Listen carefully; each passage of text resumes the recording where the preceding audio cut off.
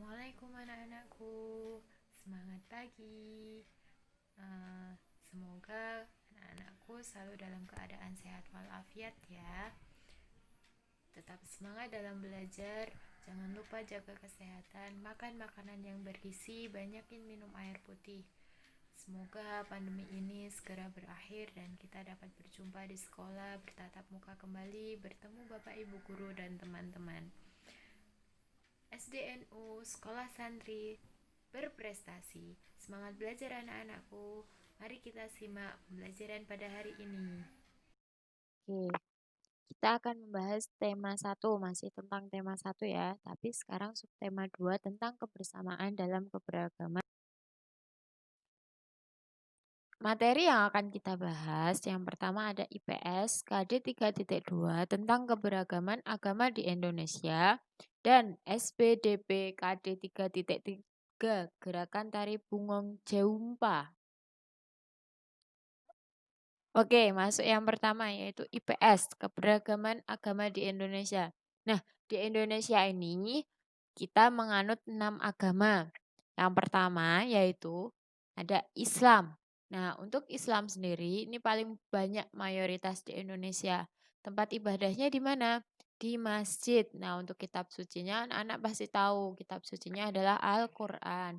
Hari rayanya apa aja yang biasa umat Islam rayakan? Yang pertama yaitu Hari Raya Idul Fitri, Hari Raya Idul Adha seperti baru yang kemarin kita laksanakan. Terus ada Tahun Baru Hijriah yang sebentar lagi, 1 bulan lagi, 2 bulan ding ya, 2 bulan lagi. Yang ketiga yaitu Maulid Nabi Muhammad SAW. Dan yang terakhir ada Isra Mi'raj.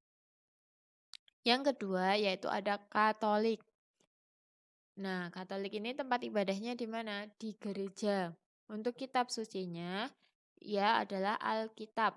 Hari rayanya, hari Natal, hari Jumat Agung, hari Paskah, dan kenaikan Isa Al-Masih.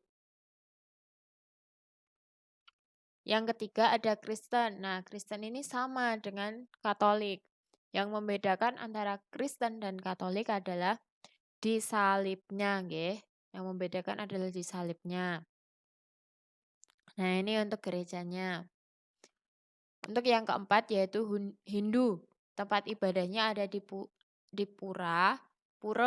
Kitab sucinya Weda, hari rayanya hari Nyepi, hari Pagerwesi, dan hari Saraswati. Nah, ini puranya.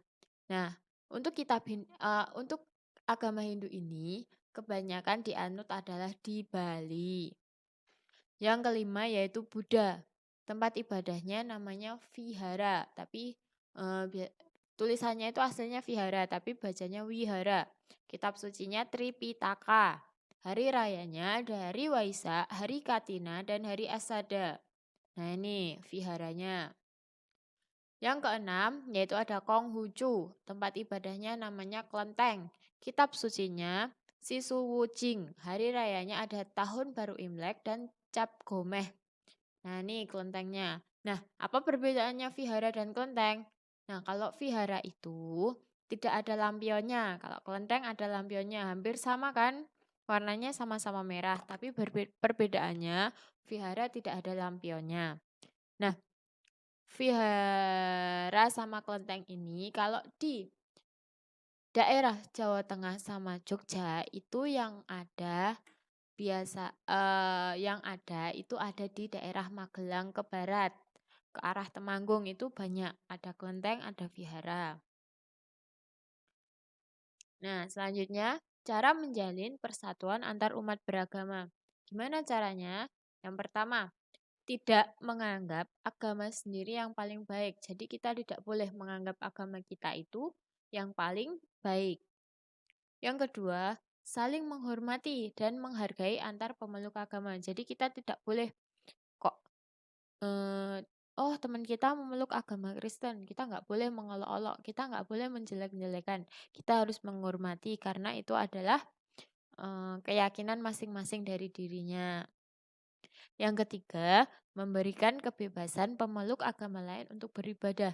Jadi dalam satu desa atau dalam satu kota kita punya berbeda-beda pemeluk agama. Misalkan dalam satu desa, tetangga kita, sebelah kita adalah agamanya berbeda dengan kita. Nggak boleh kita kok melarang melarang sebelah rumah untuk tidak melakukan apa namanya keyakinan dia. Tidak boleh kita apa ya namanya ya menghalangi ia untuk beribadah. Seperti misalnya kita sebagai umat Islam, kita pasti menjalankan sholat 5 waktu. Nah, sedangkan misalkan saudara kita dia beragama Kristiani atau Kristen, nggak boleh kita kok melarang saudara kita yang beragama Kristen untuk sembahyang. Kita nggak boleh. Kita harus tetap menghormati. Kita sama-sama sembahyang. Bedanya adalah sembahyangnya orang Islam adalah menghadap Allah Subhanahu wa Ta'ala. Sembahyangnya orang Katolik menghadap Tuhannya sendiri. Nah, kita nggak boleh melarang. Kita harus tetap memberi kebebasan. Yang keempat, tidak meremehkan dan menghina adat istiadat pemeluk agama lain. Nah, ini dalam perayaan hari besar, kita tidak boleh meremehkan atau menghina adat mereka, adat pemeluk agama lain. Kita nggak boleh. Yang kelima, menghormati pemeluk agama lain yang sedang menjalankan ibadah. Nah, ini misalkan ya, tetangga kalian, tetangga anak-anak agamanya Kristiani, dia mau mengadakan sembahyang di rumahnya. Kita harus menghormati, kita nggak boleh kok mereka sedang menjalankan sembahyang, kita menghidupkan musik keras, itu nggak boleh. Kita harus tetap menghormati. Yang keenam, tidak memaksakan kehendak kepada pemeluk agama lain untuk beribadah sesuai keyakinan kita. Nah, ini nggak boleh ini. Misalkan, kok kamu terus mengejek yang beragama non-Islam? Kamu agamanya nggak kayak aku, ayo ikut aku aja, agamaku bagus loh, agamaku ini. Nggak boleh kayak gitu. Tidak boleh memaksakan, ayo toh, itu nggak boleh. Biarkan mereka melakukan melakukan ibadahnya, meyakini agamanya sesuai keyakinan mereka masing-masing, tidak boleh dipaksakan. Nah, sekarang manfaat persatuan dan kesatuan dalam keberagaman. Yang pertama, terbina kehidupan bersama. Yang kedua, menumbuhkan rasa persaudaraan. Yang ketiga, tercipta lingkungan yang harmonis. Yang keempat, tercipta suasana aman, tertib, dan tentram. Yang kelima, bersatu membuat keluarga, masyarakat, dan bangsa menjadi kuat. Dan yang terakhir, bersatu dalam bekerja membuat pekerjaan lebih cepat selesai dan lebih ringan. Sikap yang perlu kita tunjukkan ketika bekerja sama dalam keragaman. Yang pertama, menghargai suku, budaya, dan adat istiadat orang lain. Nah, kita setiap punya kerjasama dengan orang lain, apapun sukunya, apapun budayanya, apapun adat istiadatnya, kita harus menghargai, tidak boleh menjelek-jelekan.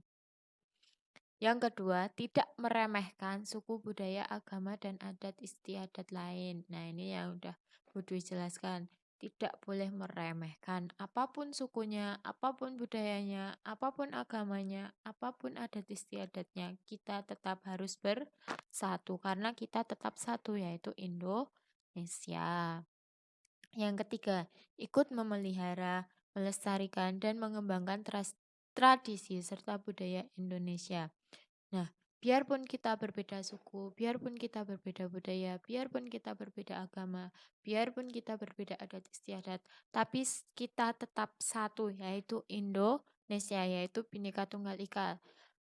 Berbeda-beda tetapi tetap satu jua. Nah, kita tetap satu, yaitu Indonesia. Nggak boleh yang namanya menjelekan, nggak boleh yang namanya meremehkan. Kita harus ikut memelihara, melestarikan, dan mengembangkan apapun tradisi, apapun suku, apapun budaya, apapun adat istiadat yang ada di Indonesia.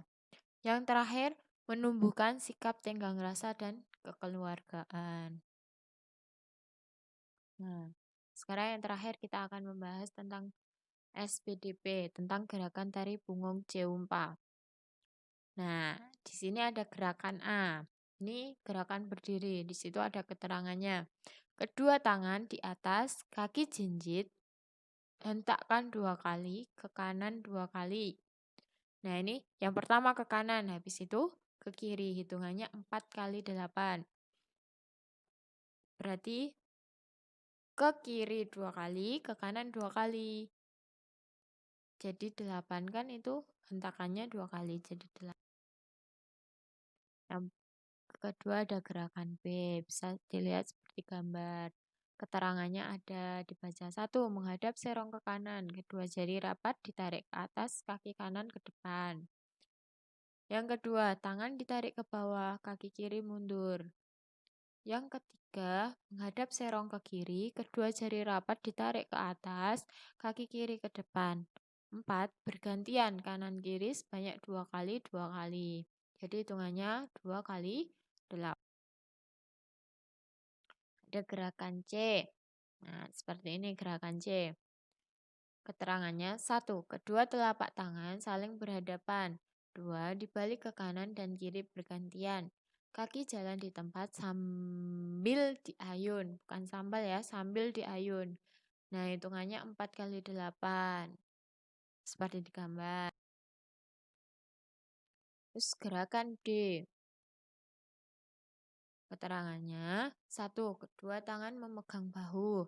Kemudian tangan ditarik ke depan, tangan lurus, ibu jari ditekuk, jari tangan yang lain berdiri. 2. Kaki maju ke depan, bergantian kanan dan kiri. Hitungannya 2 dikali 8. Ada gerakan E. Nah, ini udah masuk gerakan duduk. Keterangannya, tangan kanan di bahu kiri dan tangan kiri di paha kanan.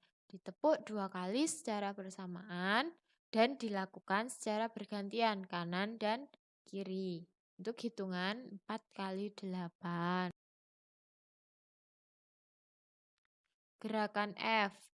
Nah, ini juga gerakan duduk. Keterangannya, tangan kanan berdiri dan tangan kiri memegang siku. Tangan kiri berdiri dan tangan kanan memegang siku. Setelah itu, bertepuk tangan kedua kali, lakukan secara bergantian. Untuk hitungannya, 2 dikali 8. Ada gerakan G selanjutnya. Kedua tangan, tepuk lurus ke depan. Kedua, tepuk ke tengah, tepuk ke atas, tepuk ke tengah. Ketika tepuk ke atas, badan diangkat. Nah, seperti ada contohnya ini. Untuk hitungannya. Selanjutnya ada gerakan H. Nah, seperti ini gambarnya. Keterangannya, kedua tangan memegang lantai. Serong ke kanan dan ke kiri. Ditarik ke atas, tangan lurus, serong ke kanan dan ke kiri. Lakukan secara bergantian. Untuk hitungannya 2 dikali. Nah, selain ada gerakan, kita juga ada formasi gerakan. Yaitu yang pertama formasi gerakan A nih. Formasi gerakan A membentuk pola lantai horizontal. Horizontal itu lurus. Yang kedua ada formasi gerakan B. Nah, untuk formasi B ini membentuk pola lantai huruf V. Lanjutnya ada formasi gerakan C. Nah, untuk formasi gerakan C itu membentuk pola lantai lingkaran. Dan yang terakhir ada formasi gerakan D. Nah, untuk formasi gerakan D membentuk pola lantai zigzag. Nah, mungkin